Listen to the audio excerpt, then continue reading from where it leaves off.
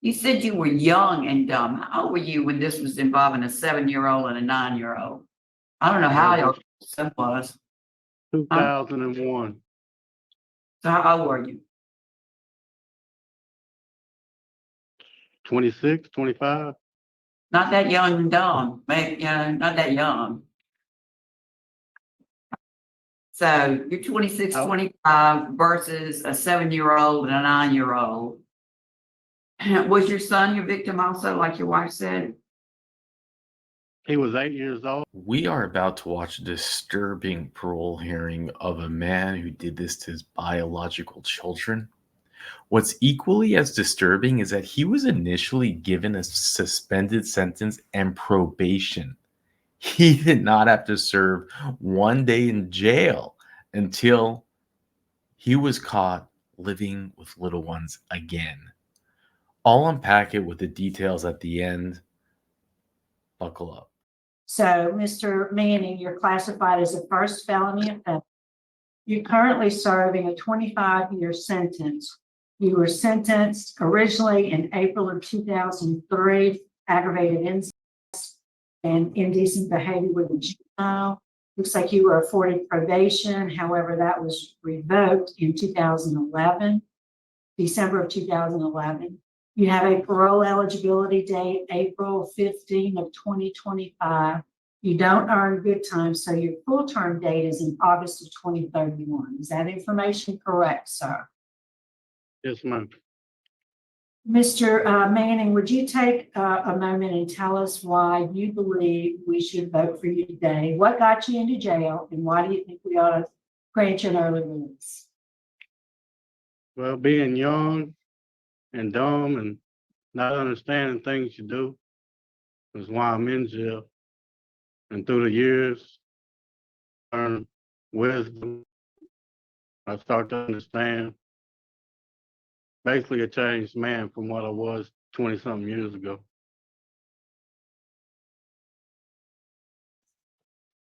All right, Warden Dozak, what can you tell us about Mr. Manning?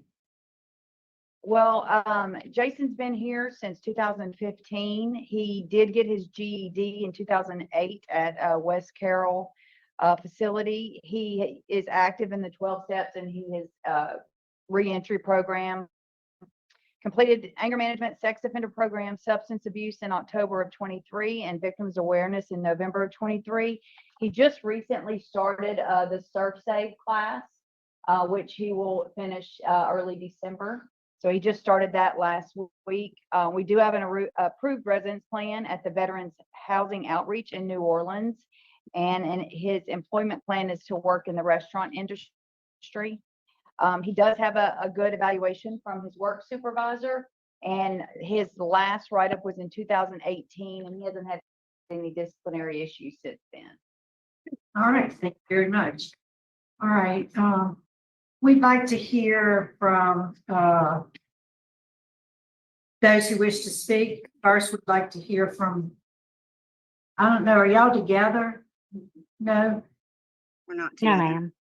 Okay, let's hear from first. Okay. Yeah.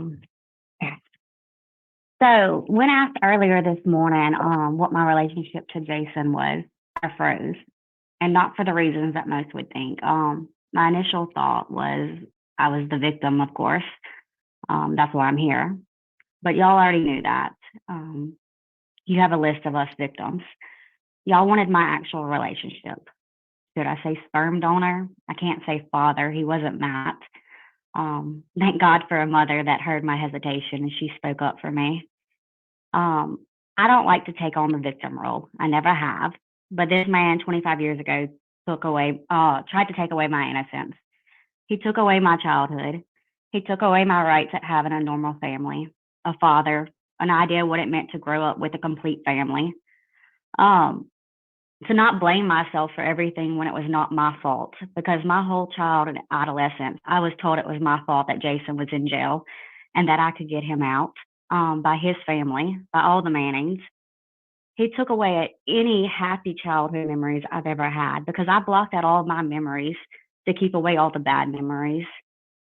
I was later diagnosed with heart issues called POTS, that link back to childhood trauma. It can be caused from always being in a fight or flight mode, and this has affected my day-to-day health. But through all of this, I want y'all to know, and I want Jason to know, that he does not get to choose who I am today and how I get to live my life. I am not that little girl, and I am not a victim. I am a survivor. I'm a warrior, and I want to fight for others that have been in my shoes and prevent them from being in my shoes. And if that means keeping him from getting parole and creating new victims, then I will do everything in my power to do so. And if there's anything that I can help clarify that I've spoke on or the notice that I sent in before, please let me know. Well, Ashley, thank you so much for speaking to us today. I know that takes a lot of courage, and you're a very strong woman. Thank you. We hear from Ms. Chadwick. Yes, ma'am. I mean, as you heard from my daughter, it is still affecting my kids to this day. And the original charge was 3 children. My son was included in that charge, but because he broke down and was inconsolable on the stand, they were not able to charge him with 3 counts. He was only charged with both of my daughters, 2 counts. And so all of my kids are still this far out reeling from something that was clearly not their fault. And the fact that he blames or says it was because he was a young person, and this was young and dumb, it doesn't take a smart or an older person to know that you don't hurt children, period. You don't hurt children. And I don't know if, I mean, he was physically abusive with me. And I always thought that would stop with me. I didn't realize that it would flow over into my children, but this is who he is as a person. This is substantially him as a person. The only reason that he is in there and doing quote unquote well is because he's in a controlled environment where he cannot hurt other people. And for that, I am thankful. But by letting him out, you're giving him an opportunity to hurt more people. Not my kids. My kids are grown and they are working through their issues. Even to this day, they are still in counseling. But I mean, there's other children that don't deserve this either. So wherever he goes, I mean, this is pathologically who he is. You know, he doesn't understand the difference between right and wrong, and you don't hurt kids, period. It doesn't matter if you're young and dumb. I mean, I've never met anybody who didn't draw the line. You don't touch kids. And I really strongly request and pray that you consider this and do not let this man out for parole. My kids are serving a life sentence, and they will for the rest of their lives as they try to, you know, continue to battle this. I mean, it affects them day to day, even today, in their relationships. So if they're not getting a break, I don't think he should either. Yes, ma'am. Thank you. We appreciate you taking the time to speak with us this morning. All right, Mr. Manning, would you answer any questions Ms. Stapleton has for you, please, sir? Good morning, Mr. Manning. Tell me about the classes that you've taken, so we can go ahead and talk about that for a second, and then we'll talk about the crime. What classes have you completed? The phase 4 sex offender class, Okay, 12 steps. I'm a member of AANA. Huh? anger management, and a couple other classes. Yeah, I see here victim awareness. Tell me something about, tell me about the sex offender treatment class. I mean, Well- after taking that, do you see anything about it that makes you understand what your daughters and according to your ex-wife, son went through? Oh, yes, ma'am. I learned a lot in it. I like the assault cycle and sexual contents that teaches of the laws, caddis over him. What? But I'm yeah, it sorry. teaches. I Something, learned victim awareness is where I learned most of the stuff about what happened to the children, what they okay, went through. all right. And what did the sexual offender class teach you about how this happened and what you did? It taught me it affected everybody, Uh-huh. from my kids to my ex-wife to my mom, my brother, everybody in the family, basically to the community and everybody. What specifically, what about the watching with the children? Let's start there. Yes, ma'am. It was I know it was wrong now. You know, it was wrong now. And then another thing, you said you were young and dumb. How old were you when this was involving a 7-year-old and a 9-year-old? I don't know how your son was. 2001. So how old were you? 26, 25. Not that young and dumb, maybe, not that young. So you're 26, Oh. 25 versus a 7-year-old and a 9-year-old. Was your son your victim also, like your wife said? He was 8 years old, and no, ma'am, he wasn't there. He wasn't your They victim? proved that in court. No, Well, I ma'am. know it goes He on was a to court. victim. He was a victim because they was his sisters, but Yeah, but you're saying you didn't do anything with him. He didn't have to watch any pornographic movies and you didn't touch him inappropriately. Is that what you're saying? no, ma'am. I didn't do anything. What I was basically doing was trying to show my daughters about if somebody did try to molest them or did try to touch them. Are And you what to do. kidding? Oh, really? You're No, gonna tell ma'am. me that you would put pornographic movies on a TV for children to watch to say, don't let this happen to you, when parents don't even want children to listen to curse words on TV. When they So acted you like they didn't understand where you got understand what I was charged. telling them, Huh? when they acted like that they didn't understand what I told them, yes, ma'am, I did. Well, that's when parents say this, don't let them touch you on places where your swimsuit's not at. Or if it makes you feel bad, you come tell daddy and daddy's gonna take care of it. That's the kind of training children get. That's a poor excuse for what you did. What about the touching? The actual touching, were you teaching them then that this is the kind of stuff you don't want to have done to you? Yes, ma'am. I Oh was my, showing them where it was proven in court that they had their clothes on. I mean, I was the dad that stayed with them.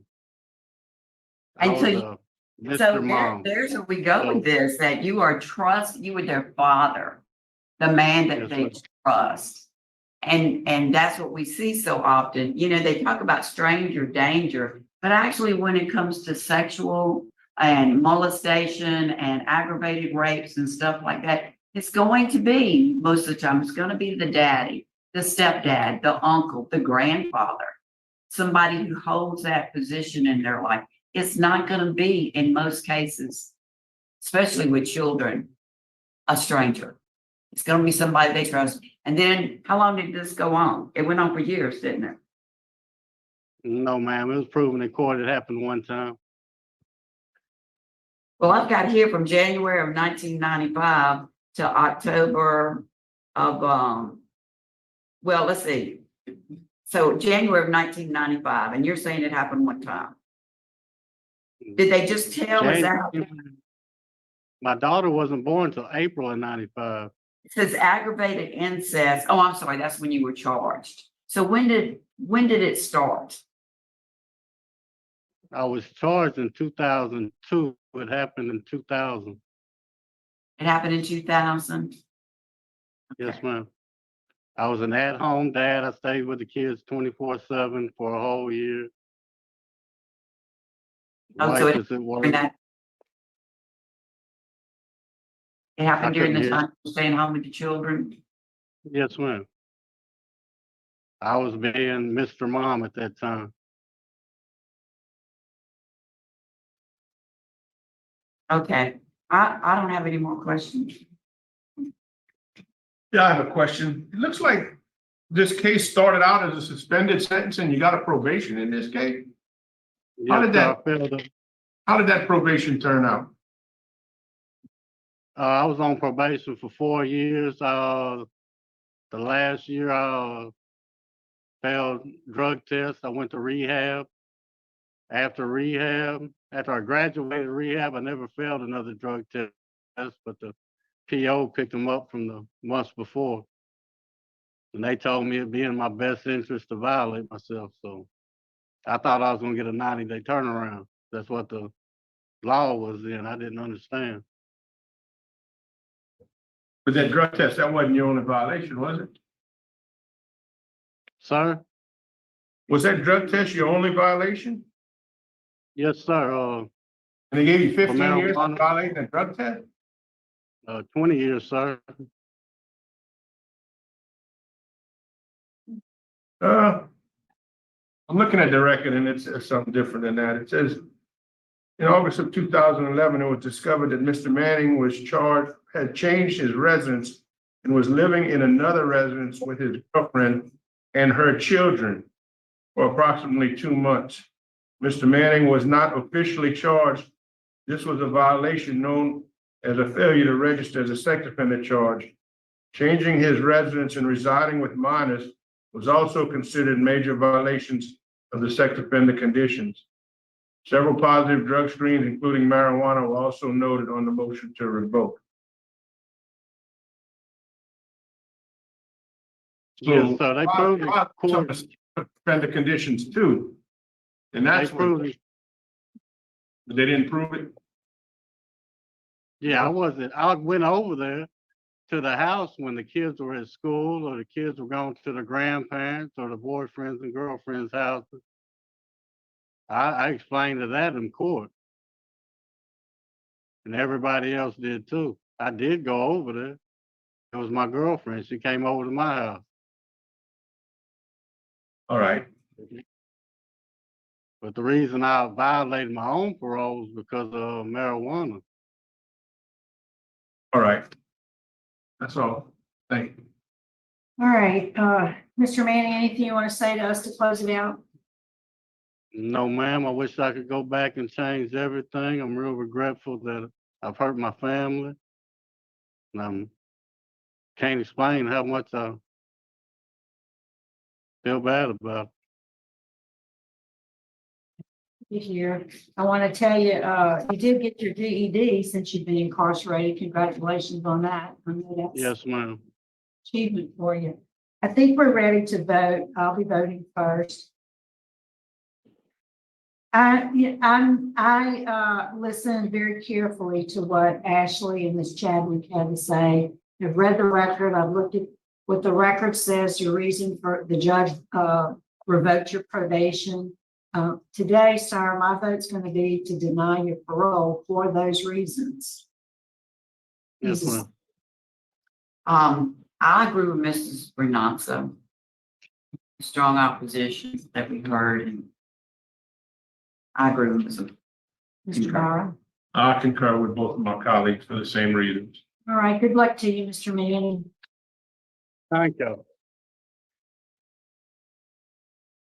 You know, isn't it interesting? We're just talking about the kind of judges that are on the bench.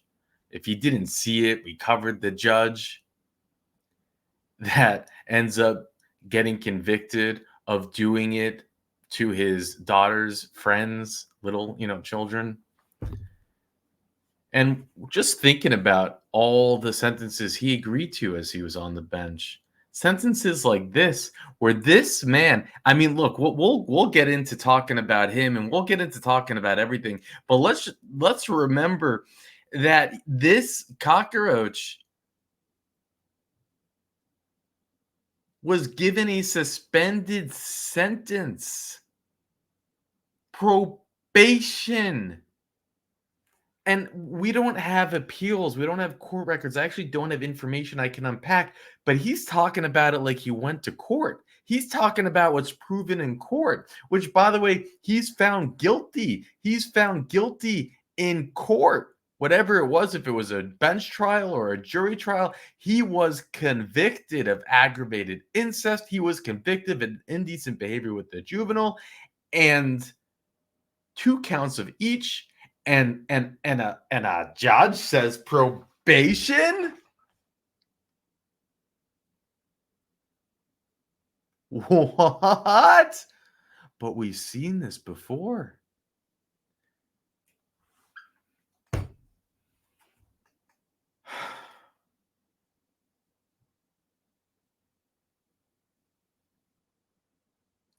And it turns out, thank you, Mr. Barros, for pulling this up, that he finds a girlfriend with kids again. And he goes and he moves in there. Can you imagine how long the trail of victims that he has left behind, and the people responsible for that, for giving him probation? It makes no sense to anyone who's not a PhD, who's not in the judiciary, right? We're not judges or DAs, so what do we know? But think about it.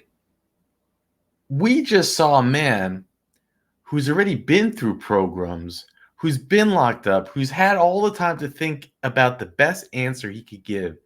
And the best answer that he gives is, I didn't do anything. You know, I was showing my daughters a video so they would know what's out there. I was showing them adult content so they would know.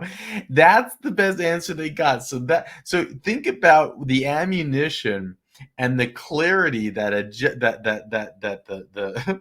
DAs and the judge, they would have had. Imagine if he took the stand. I mean, the PSR, everything that he would have said, it would have been so clear that this guy is like a danger, that he's not taking accountability, that he's like, and they still say probation because clearly he's not a threat to anybody. Obviously, he was showing them that content so that he cared about his 7-9-year-old daughter, so they would know how to act if someone did that. Obviously, that's what was happening.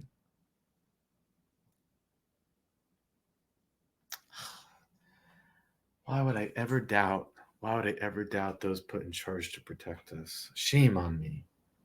Man, do. You can't make this stuff up. How many judges,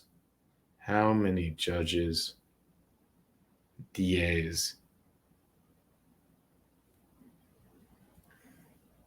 are playing on that side of the court? There's no other explanation in my mind. Even in the legislation in Louisiana, those that write the laws, the sentencing just covered a case where the maximum the guy could have gotten for what he did was he slept with his stepdaughter, got her pregnant. She was 14, so they had DNA. You know, they had the DNA. They had the royal flush. They had the smoking gun. He got 7 years. And then I look in the legislation, the maximum they were able to give him, because it wasn't first degree sexual assault, it was considered just second degree, was 10 years anyways. The maximum the court allowed for that, impregnating 14-year-old girl, was 10 years anyways. I mean, the system is broken, at least in Louisiana. And I love the way Miss Stapleton handled the case. She starts off, well, you weren't so young and dumb, and then she caught herself, well, you weren't young. and then she makes it very clear. She starts off, she's like, let's start with your programs and then we'll get to the case. And she was doing that because it's procedural. She didn't care what programs he took. And she goes at him like only the survivor advocate can. She's great. I like this panel actually. I like Mr. Knotts in the middle. She's letting them go with it. She's letting Barras and Stapleton go at it. I like Barras. It's a very I like the panel. Now Mr. Freeman's growing on me, and I love the sheriff. So really, any mix of I think throwing Mr. Freeman and the sheriff, take one out, and it's a good panel. But it's nice seeing them all work together. And the survivor, the way she spoke, I mean, what a speech, huh? What an incredible speech. She's standing up. She's like, I'm going to be a survivor. She called him a sperm donor. She said, when they asked me what relation, I don't know, a sperm donor? Yep. Just a cockroach. That's all he is. Now, the sad part about all this, and think about this, take it in as painfully as it is. His full term date is 2031. 7 years, he will be out. He will be 57 years old.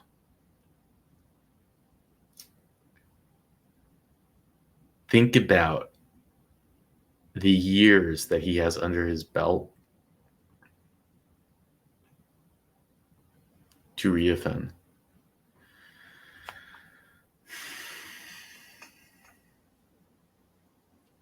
That's a scary thought, but that's the sad reality. That's the truth of it.